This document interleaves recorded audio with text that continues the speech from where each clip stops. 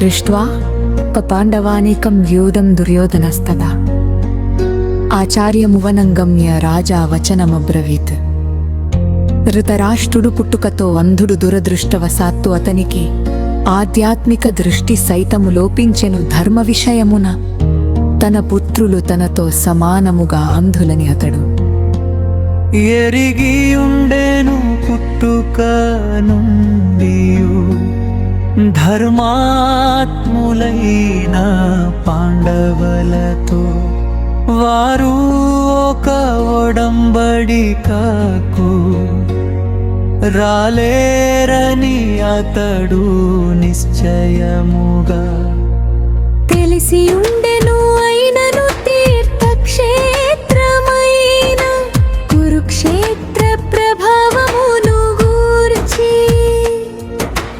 అతడు సందేహాస్పదుడై ఉండెను.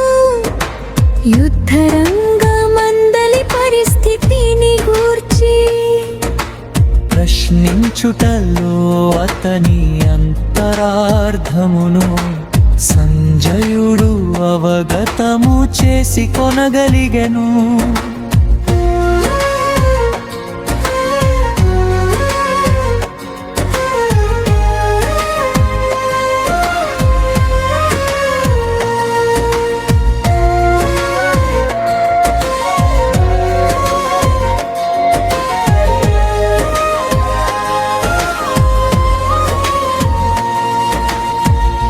కనుకనే సంజయుడు ఆ నిరాశ చెంది ఉన్న రాజును ఉత్సాహపరచనించి పవిత్ర స్థలముచే ప్రభావితులై అతని పుత్రులు రాజీకి సిద్ధపడుట జరుగబోదని ఆశ్వాసము నొసగెను. పాండవ సేనాబలమును గాంచిన పిమ్మట అతని తనయుడైన దుర్యోధనుడు నిజస్థితిని ఎరుకపరచుటకు శీఘ్రమే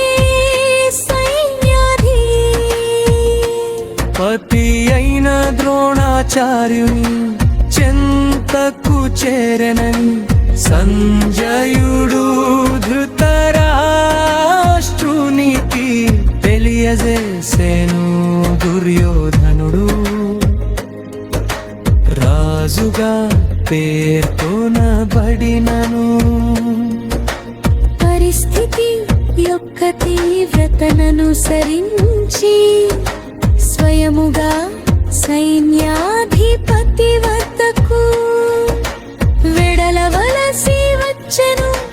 కనుకనే రాజకాలకు అతడు చక్కగా తగి ఉన్నాడు. కాని పాండవ సేన వ్యూహమును గాంచిన పిమ్మట అతడు పొందిన భయమును